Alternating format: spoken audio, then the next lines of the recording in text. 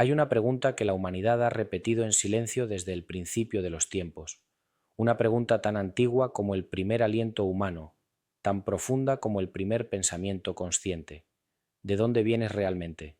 No tu cuerpo, no tu nombre, tu alma, esa esencia que mira a través de tus ojos, que siente, que recuerda cosas que nunca viviste, que reconoce lugares que nunca visitaste. ¿Dónde estaba ella antes de que nacieras? La mayoría de las tradiciones religiosas modernas evitan esta pregunta, la consideran peligrosa, herética, pero lo que pocos saben es que durante siglos los primeros cristianos no solo se la hacían, tenían respuestas, respuestas que fueron borradas, ocultadas, removidas de los textos sagrados que hoy conocemos, y sin embargo esas respuestas siguen existiendo, guardadas en lugares olvidados, en textos que sobrevivieron a la censura, en una Biblia que casi nadie lee, la Biblia etíope. Este no es un texto marginal, no es una versión menor o secundaria de las Escrituras. Es la Biblia cristiana más antigua y completa del mundo. Contiene libros que fueron eliminados del canon occidental, libros que hablan de algo que la ortodoxia intentó silenciar, la preexistencia del alma, la idea de que tú, tu esencia, tu conciencia, ya existía antes de este cuerpo, antes de esta vida, antes de este mundo tal como lo conoces. Y aquí está lo fascinante. Esta no es una creencia aislada de una cultura extraña. Esta enseñanza aparece en los escritos de los primeros padres de la Iglesia, en las palabras de Orígenes de Alejandría, uno de los teólogos más brillantes del cristianismo primitivo, en las tradiciones judías más antiguas, en los textos gnósticos, en las enseñanzas que Jesús mismo compartió con sus discípulos más cercanos pero que nunca llegaron a las masas. Entonces, ¿por qué no lo sabías? Porque en el año 553 de Cristo, durante el Segundo Concilio de Constantinopla, la Iglesia oficial declaró anatema, maldición eterna, sobre cualquiera que enseñara la preexistencia del alma. Fue borrada, condenada, eliminada de la memoria colectiva, pero no desapareció, siguió viva en Etiopía, en las montañas del norte de África, donde los monjes cristianos guardaron celosamente los textos completos, donde el libro de Enoc, el libro de los jubileos y otros escritos prohibidos seguían siendo escritura sagrada, y ahora, en este momento, tú y yo vamos a caminar juntos por ese conocimiento olvidado. Vamos a abrir las páginas de esos textos, vamos a leer lo que realmente dicen, y vamos a preguntarnos, ¿qué cambia en tu vida si descubres que tu alma no nació contigo, que ella eligió estar aquí, que tiene una misión, que lleva memoria de algo más grande? Esto no es filosofía vacía, es identidad, es propósito. Es la respuesta a esa sensación extraña que a veces te invade, la de que no perteneces del todo a este mundo, la de que hay algo en ti que recuerda otro lugar, otro tiempo, otra luz. Respira hondo, porque lo que está a punto de revelarse no solo cambiará tu forma de leer la Biblia, cambiará tu forma de entenderte a ti mismo. Todo comenzó con un hallazgo inesperado, no en un laboratorio, no en un descubrimiento arqueológico reciente, sino en las palabras de un hombre que dedicó su vida a investigar lo que la historia oficial ocultaba. J. J. Benítez, escritor, investigador, buscador incansable de verdad. En una de sus entrevistas más profundas, Benítez mencionó algo que pasó casi desapercibido para la mayoría, pero que resonó como un trueno en quienes estaban listos para escucharlo. Habló de la Biblia etíope, habló del libro de Enoc, y habló de algo que esos textos revelan sin ambigüedad, que las almas humanas existían antes de nacer, que fueron creadas en un tiempo anterior, que vienen de un lugar llamado el depósito de las almas, que descienden a la tierra con un propósito y que al morir regresan. Esto no es metafísica moderna, no es nueva era, es teología cristiana primitiva.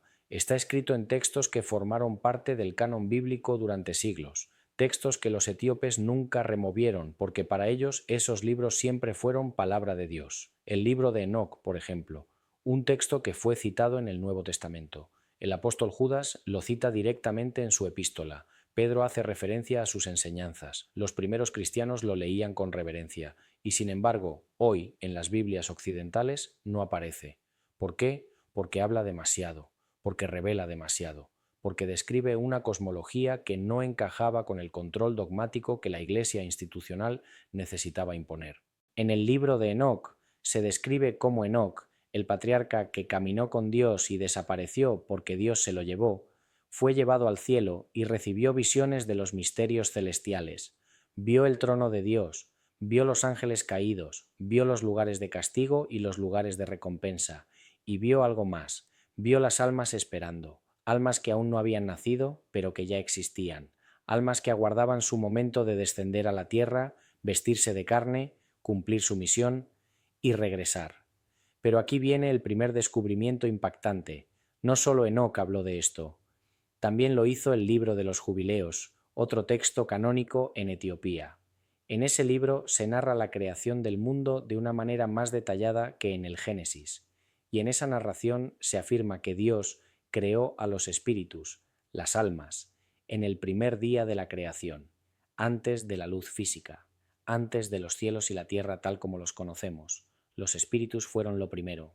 Eso significa que tu alma no fue creada en el momento de tu concepción, ya existía, ya estaba en algún lugar, en la mente de Dios, en el mundo espiritual, en lo que los textos llaman los cielos superiores o las moradas eternas.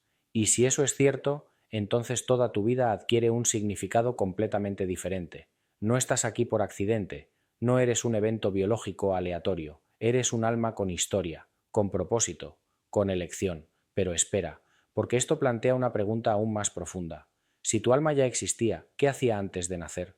¿Simplemente esperaba? ¿O vivía de alguna forma? ¿Tenía conciencia, memoria, relación con Dios? Y aquí es donde la historia se vuelve aún más inquietante, porque según estos textos las almas no solo existían, algunas de ellas cayeron, algunas eligieron descender demasiado pronto, algunas se rebelaron, algunas olvidaron su origen y otras fueron enviadas precisamente para recordarles a las demás quiénes son.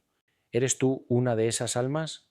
Para entender por qué este conocimiento fue borrado, necesitamos viajar en el tiempo, no miles de años, solo unos cuantos siglos, al momento en que el cristianismo dejó de ser una fe perseguida y se convirtió en una religión de Estado.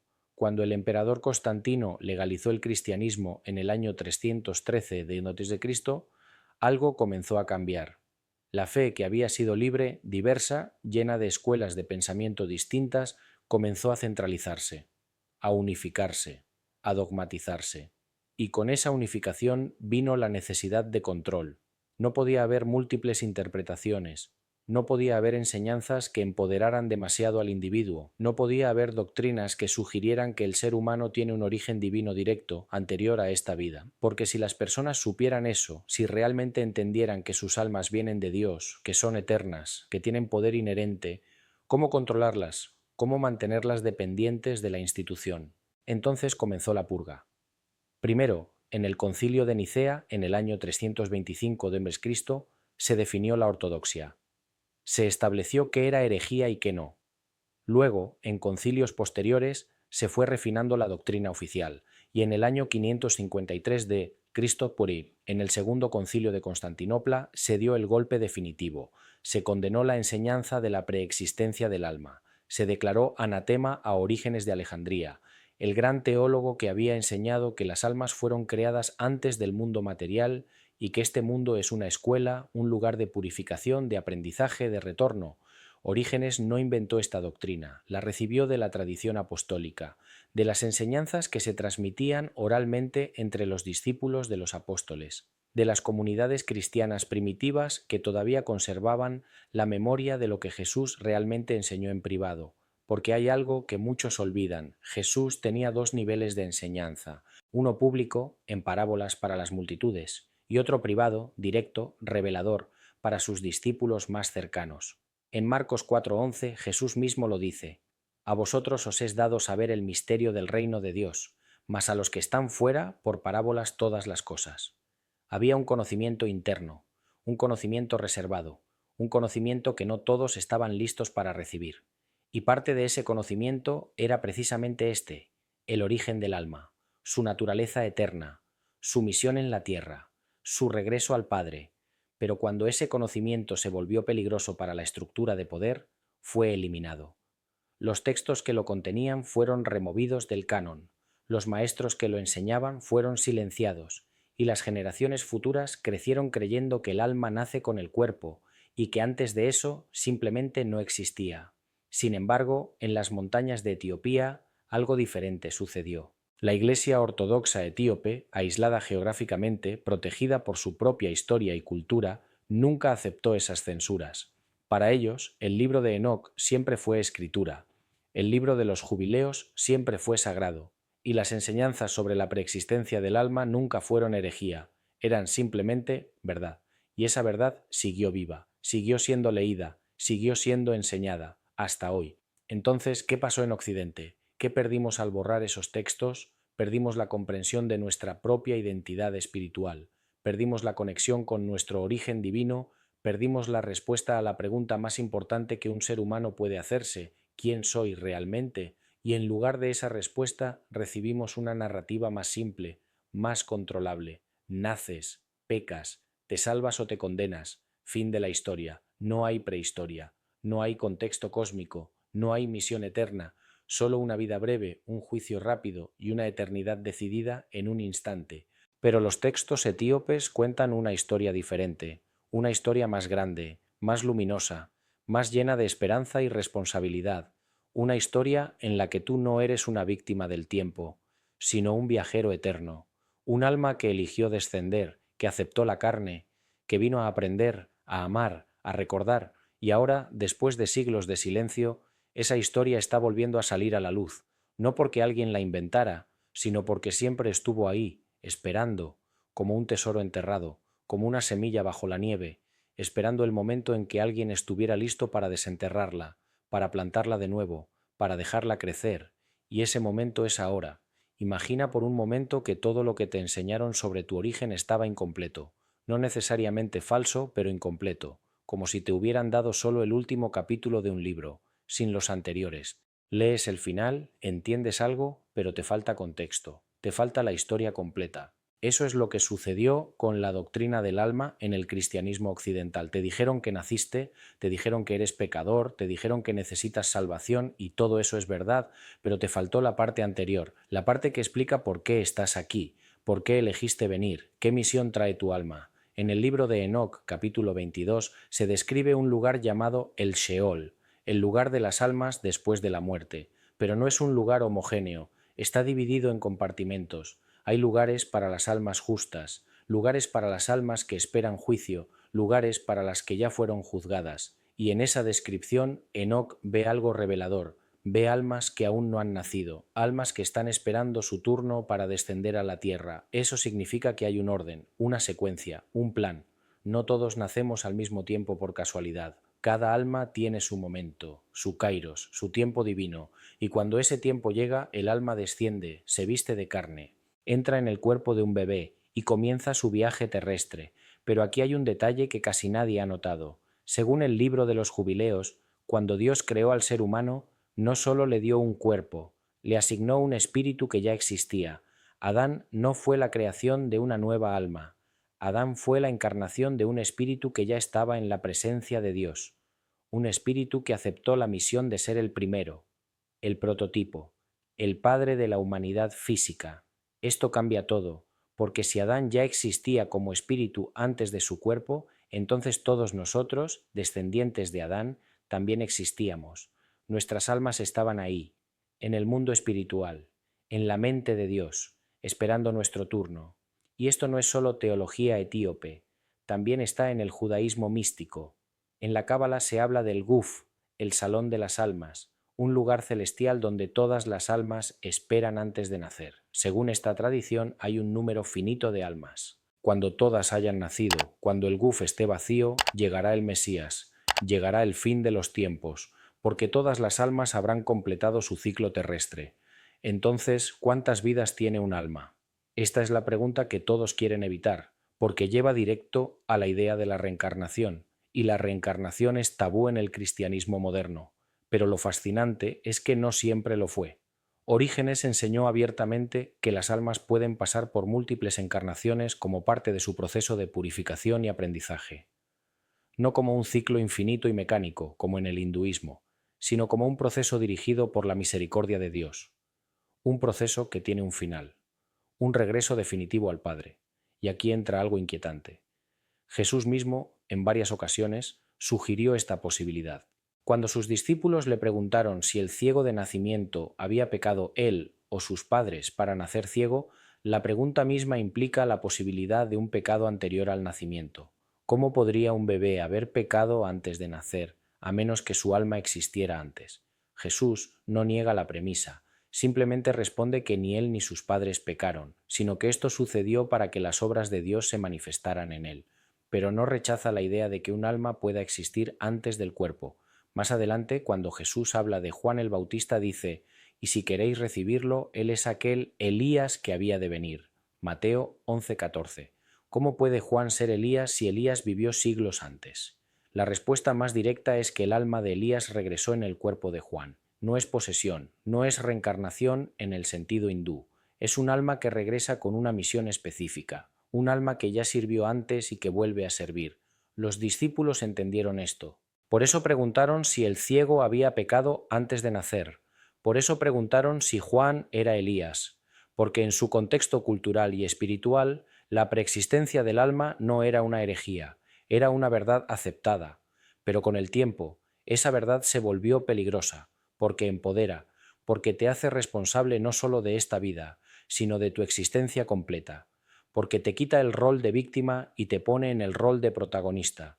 Tu alma eligió estar aquí, eligió este cuerpo, esta familia, este tiempo, este desafío, no para sufrir sin sentido, sino para aprender, para crecer, para recordar quién eres realmente. Y eso, para una estructura religiosa que necesita control, es inaceptable, porque si tú recuerdas que eres un alma eterna, que vienes de Dios, que regresas a Dios, que tienes poder inherente, ¿por qué necesitarías intermediarios? ¿Por qué necesitarías instituciones que te digan cómo salvarte? No las necesitarías, y por eso esta enseñanza fue borrada.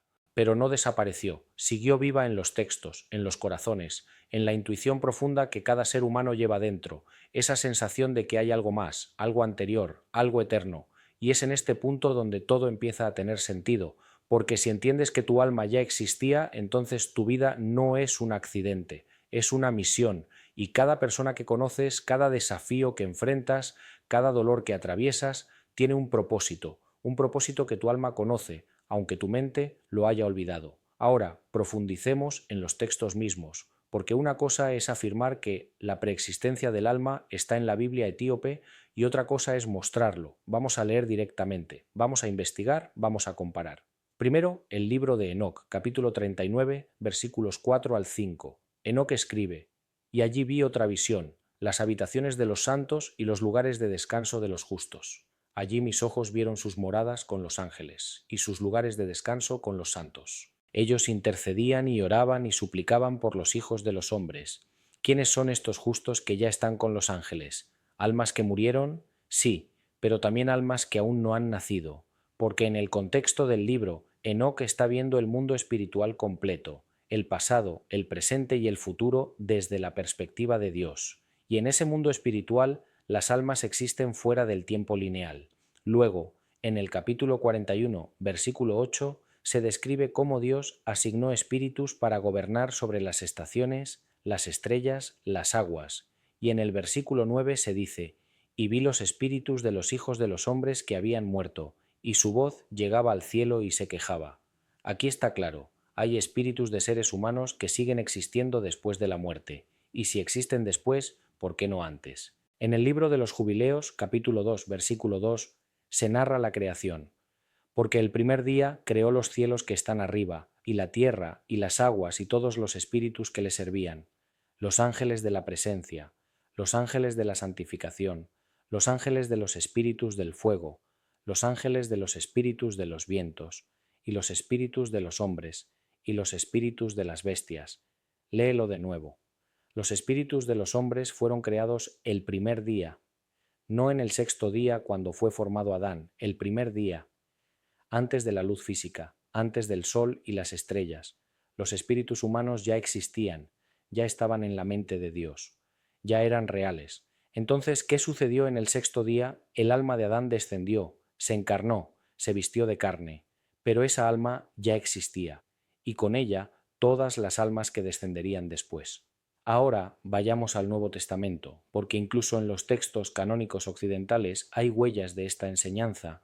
En Jeremías 1:5 Dios le dice al profeta: Antes que te formase en el vientre te conocí, y antes que nacieses te santifiqué, te di por profeta a las naciones. ¿Cómo puede Dios conocer a Jeremías antes de formarlo en el vientre?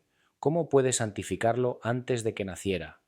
A menos que Jeremías ya existiera como alma, a menos que su identidad espiritual fuera anterior a su cuerpo físico.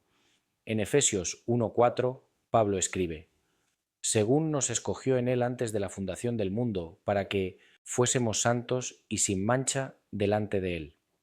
Antes de la fundación del mundo, no después de nacer, no durante la vida. Antes de que el mundo existiera, Dios ya nos había escogido, ya nos conocía, ya teníamos identidad. ¿Y qué significa eso? Que nuestra existencia no comenzó con nuestro nacimiento físico, nuestra existencia comenzó en Dios, en la eternidad, y este mundo, esta vida, es solo una etapa de un viaje mucho más largo. Pero aquí hay un detalle que casi nadie ha notado. En Juan 9, cuando Jesús sana al ciego de nacimiento, los discípulos preguntan: Rabí, ¿quién pecó, este o sus padres, para que haya nacido ciego? La pregunta asume que el ciego pudo haber pecado antes de nacer. Jesús no corrige esa asunción, no dice: eso es imposible, el alma nace con el cuerpo. Simplemente ofrece otra explicación para ese caso específico, que ni él ni sus padres pecaron, sino que esto sucedió para la gloria de Dios. Pero la pregunta queda ahí, flotando, abriendo una puerta, sugiriendo que sí, que es posible que un alma tenga historia antes de nacer, que tenga memoria, que tenga karma, por decirlo en términos orientales, o consecuencias, por decirlo en términos bíblicos. Y luego está el caso de Juan el Bautista y Elías. En Mateo 11:14 Jesús dice claramente: y si queréis recibirlo, él es aquel Elías que había de venir. No dice que Juan tiene el espíritu de Elías, dice que él es Elías, identidad, continuidad.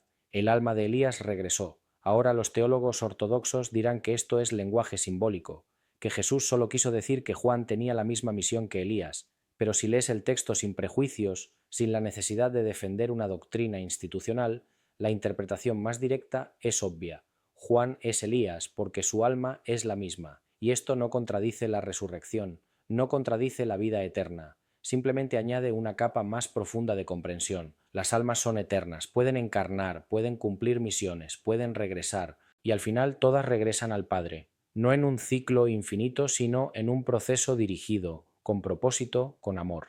Entonces, ¿por qué esto fue suprimido? Porque cambia la dinámica de poder. Porque si las personas entienden que sus almas son eternas, que vienen de Dios, que tienen misiones específicas, entonces la religión deja de ser sobre control y se convierte en lo que siempre debió ser: un camino de despertar, un camino de recuerdo, un camino de regreso, y ese es un poder que ninguna institución puede controlar, porque viene de adentro, porque es directo, porque es tuyo, pero la verdad va aún más lejos, porque no solo se trata de saber que tu alma existía antes, se trata de saber qué hacía, dónde estaba, con quién y por qué eligió venir aquí, y eso es lo que veremos a continuación. Ahora llegamos al corazón de este conocimiento, porque una cosa es saber que tu alma existía antes de nacer y otra muy distinta es comprender qué significa eso para tu identidad, para tu misión, para tu destino. Según los textos etíopes y las enseñanzas de Orígenes, las almas no solo existían en un estado de espera pasiva, existían en un mundo espiritual activo, un mundo donde había jerarquías, funciones, relaciones. Algunos textos lo llaman el primer cielo, otros lo llaman el mundo de los espíritus, pero todos coinciden en algo: era un lugar de luz, de conocimiento, de cercanía con Dios. Entonces, ¿qué sucedió? ¿Por qué las almas dejaron ese lugar de luz para venir a este mundo de carne, dolor y muerte? La respuesta tiene varias capas. Primera capa: algunas almas cayeron.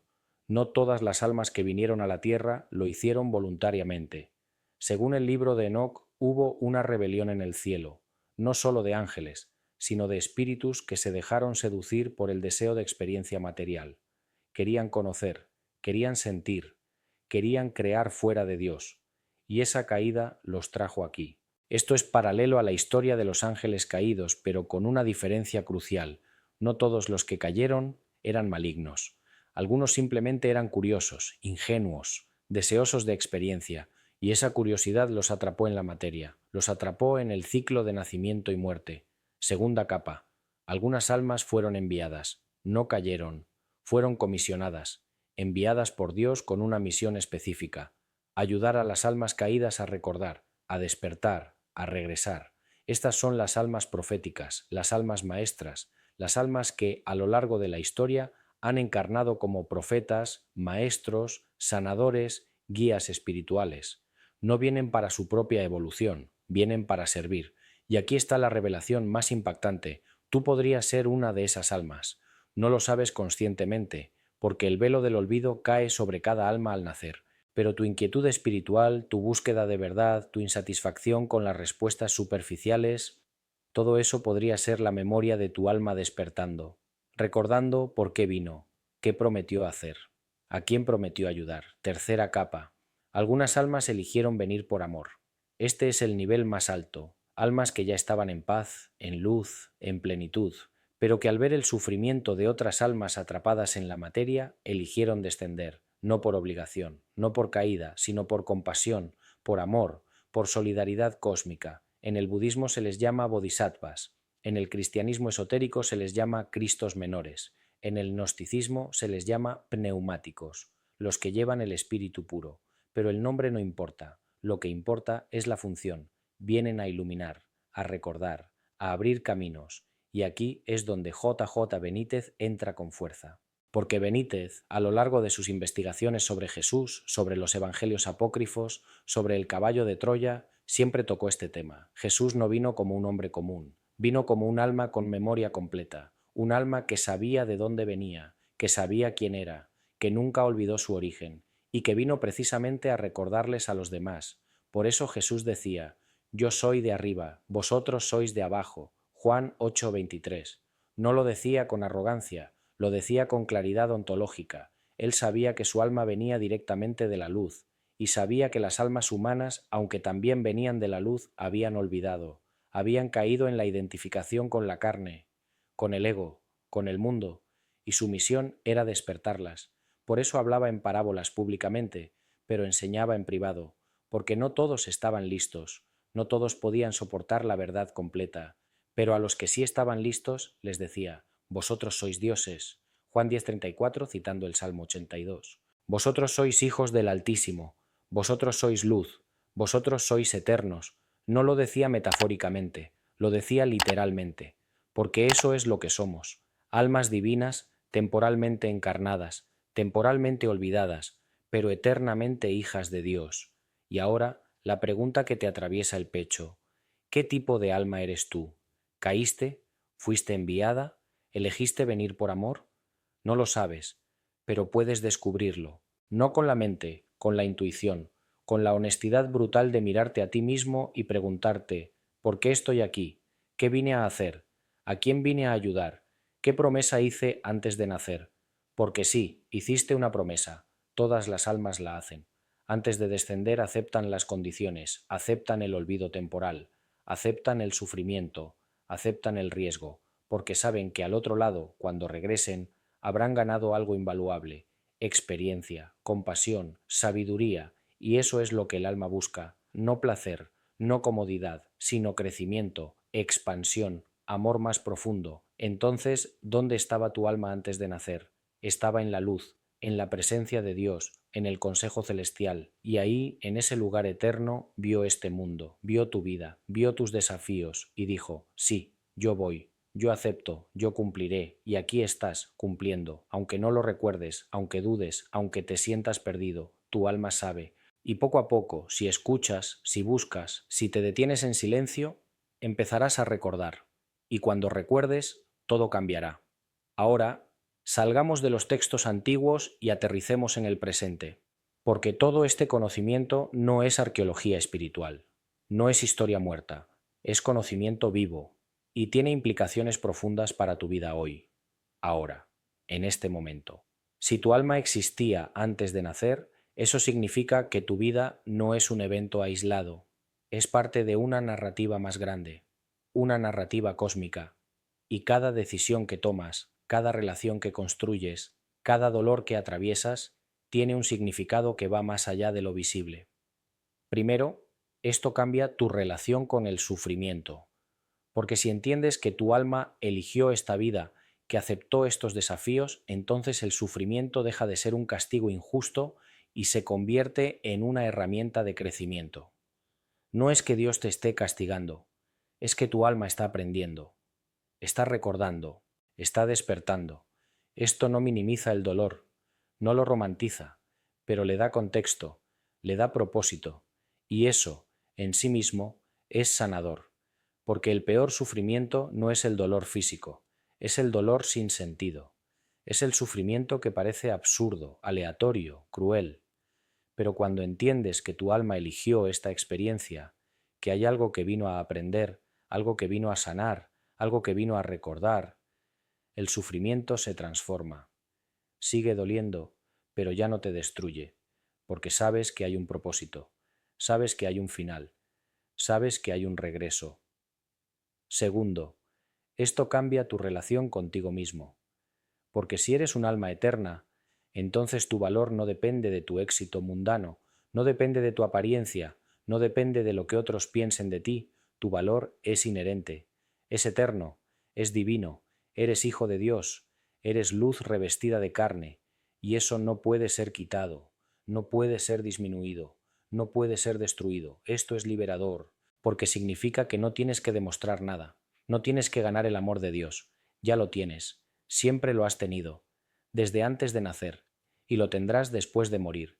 Tu tarea no es ganarlo, tu tarea es recordarlo y vivirlo. Tercero, esto cambia tu relación con los demás, porque si todos somos almas eternas, entonces cada persona que ves en la calle, cada enemigo, cada extraño, cada ser humano, es también un hijo de Dios, es también un alma que vino con una misión, que olvidó, que sufre, que busca, que necesita recordar, y de repente el juicio desaparece, la separación desaparece, porque no estás viendo cuerpos, estás viendo almas, y todas las almas son sagradas, todas son eternas, todas son dignas de amor. Esto no significa que aceptes el mal, no significa que no pongas límites, pero significa que incluso cuando lo haces con compasión, con la conciencia de que esa persona, aunque esté perdida, aunque esté causando daño, es también un alma que olvidó, que necesita despertar, que necesita amor, aunque no lo merezca en términos humanos. Cuarto, esto cambia tu relación con la muerte, porque si tu alma existía antes de nacer, entonces también existirá después de morir. La muerte no es el final, es una transición, es un regreso, es el momento en que el alma se quita la vestidura de carne y vuelve a su hogar, vuelve a la luz, vuelve a Dios, y eso significa que no hay razón para tener miedo. La muerte no es tu enemigo, es tu liberación. Es el momento en que finalmente recuerdas todo, finalmente ves todo, finalmente entiendes todo, y finalmente te reencuentras con todos los que amas y que se fueron antes. Pero aquí viene algo importante. Este conocimiento no es una excusa para no vivir plenamente esta vida. Al contrario, es una razón para vivirla con más intensidad, con más presencia, con más amor, porque si tu alma eligió estar aquí, entonces este momento, esta vida, esta experiencia es sagrada, es valiosa, es irrepetible. No desperdicies esta vida esperando la siguiente.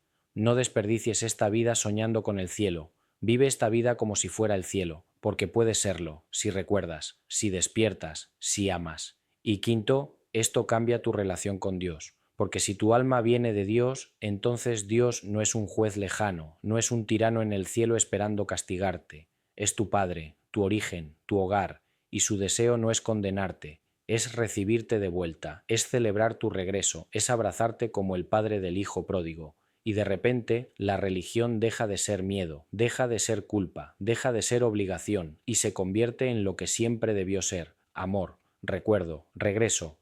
Entonces, ¿qué haces con esta información? ¿Cómo la integras en tu vida diaria? Primero, detente, respira y pregúntate: ¿qué vine a hacer aquí? No lo que te dijeron que hicieras, no lo que la sociedad espera, sino lo que tu alma vino a hacer.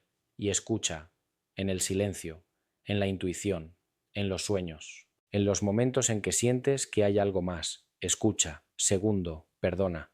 Perdónate a ti mismo por todas las veces que olvidaste quién eres. por todas las veces que te identificaste con el ego, con el miedo, con la pequeñez. No eres eso, eres mucho más. Y ahora poco a poco estás recordando. Tercero, ama. Ama sin condiciones, sin expectativas, sin límites, porque eso es lo que tu alma vino a hacer, vino a amar. Y cada vez que amas, recuerdas un poco más. Cada vez que amas, regresas un poco más. Cada vez que amas, eres un poco más tú mismo. Y cuarto, comparte. Comparte este conocimiento. No lo guardes, no lo escondas, porque hay millones de almas ahí afuera que están buscando, que están sufriendo, que están olvidadas. Y tu tarea, si realmente eres un alma enviada, es ayudarlas a recordar.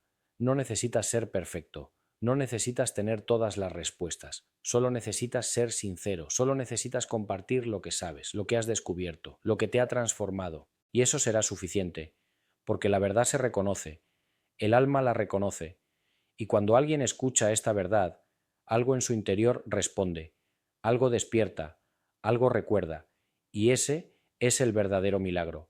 Ahora, hablemos directamente, de alma a alma, sin intermediarios, sin doctrinas, sin instituciones, solo tú y la verdad que estás comenzando a recordar.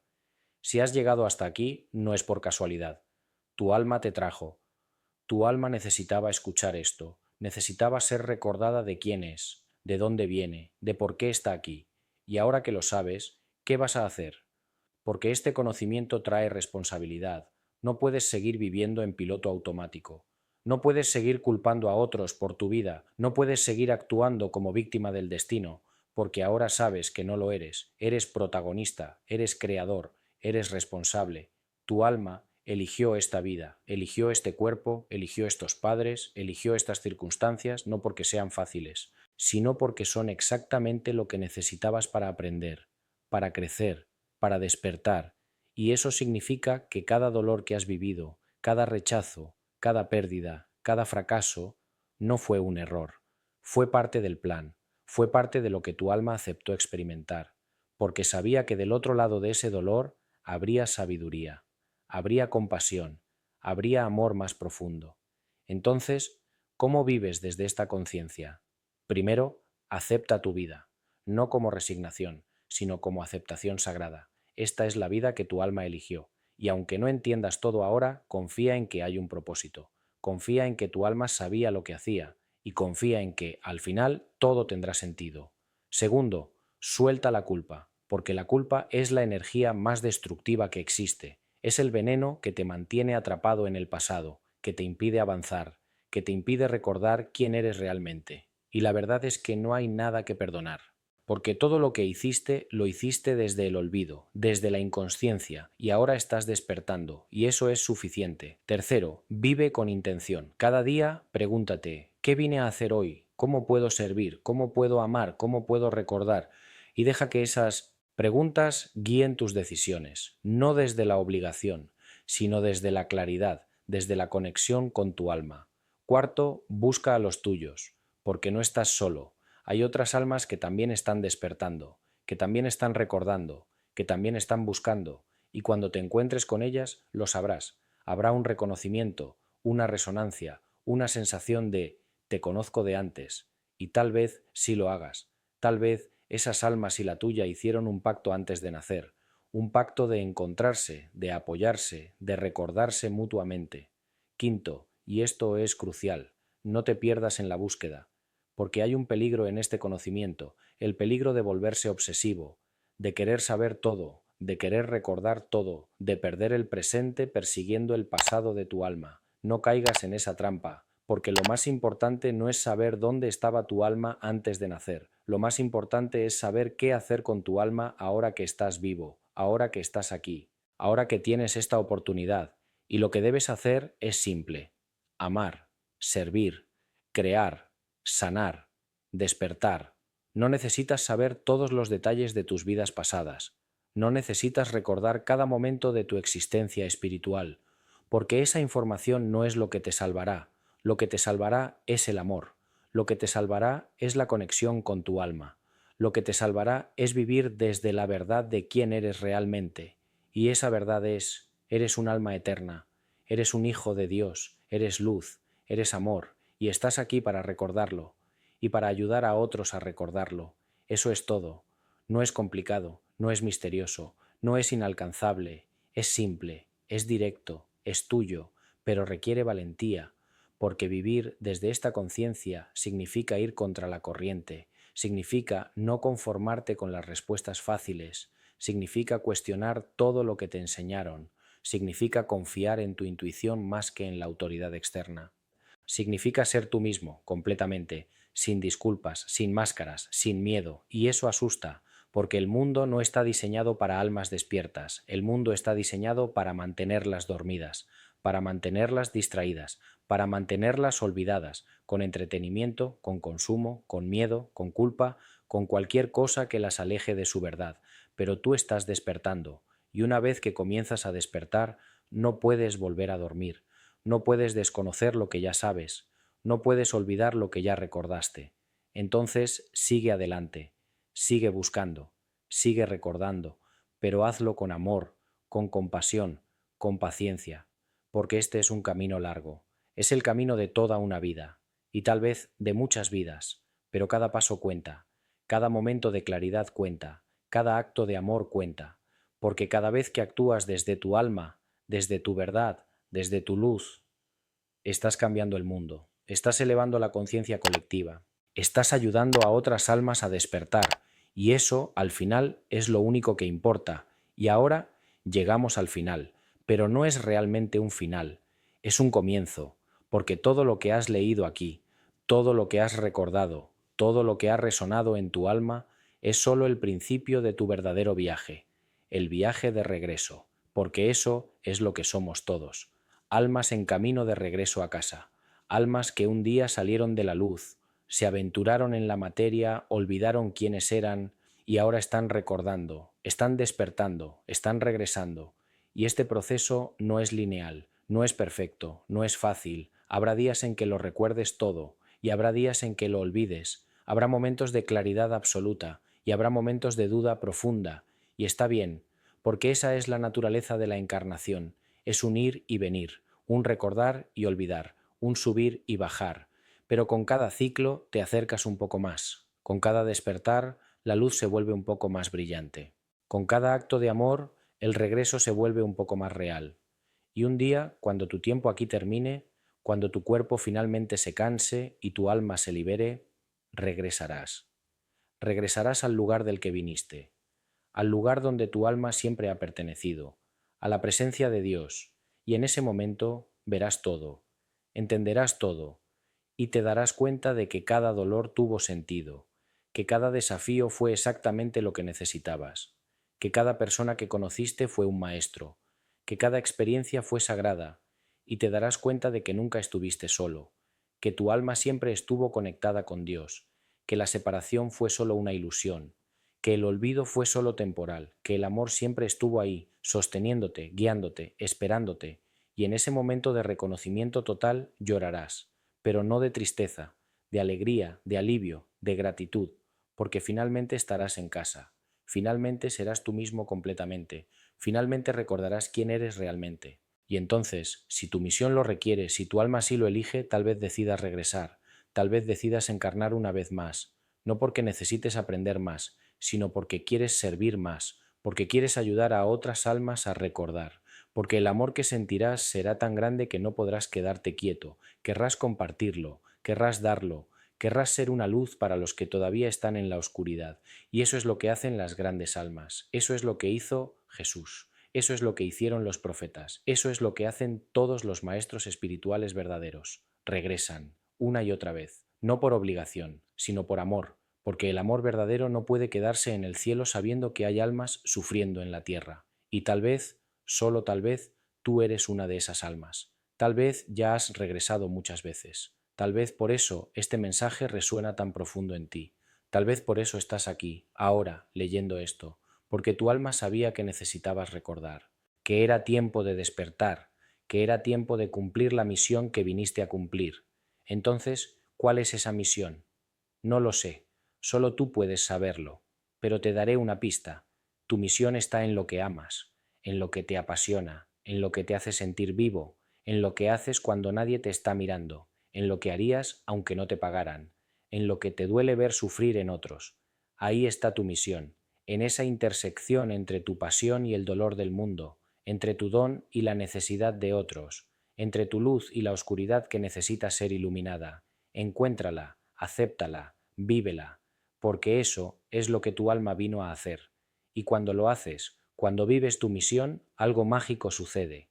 Te sientes completo, te sientes en paz, te sientes en casa, aunque estés en medio del caos, aunque estés rodeado de dolor, aunque todo a tu alrededor parezca estar desmoronándose, porque cuando vives tu misión, vives desde tu alma, y tu alma siempre está en paz, siempre está en casa, siempre está en Dios.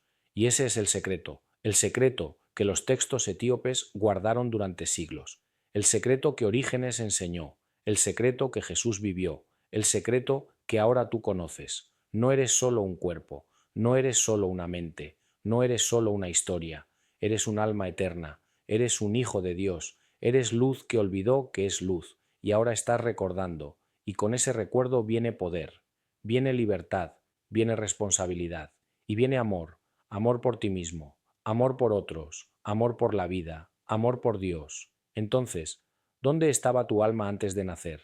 Estaba en la luz, en la presencia de Dios, en el consejo celestial, en la eternidad, y ahí es donde regresará, pero no vacía, no igual que cuando salió, sino llena, llena de experiencia, llena de sabiduría, llena de amor, llena de historias, llena de recuerdos, llena de ti, porque eso es lo que viniste a hacer aquí, viniste a llenarte de vida, de experiencia, de amor, para que cuando regreses, cuando finalmente llegues a casa, puedas decir, valió la pena, cada momento, cada dolor, cada alegría, cada lágrima, cada sonrisa, cada encuentro, cada despedida, cada amanecer, cada atardecer, todo valió la pena, porque ahora sé quién soy, ahora recuerdo de dónde vengo, ahora entiendo por qué vine, y ahora puedo regresar, completo.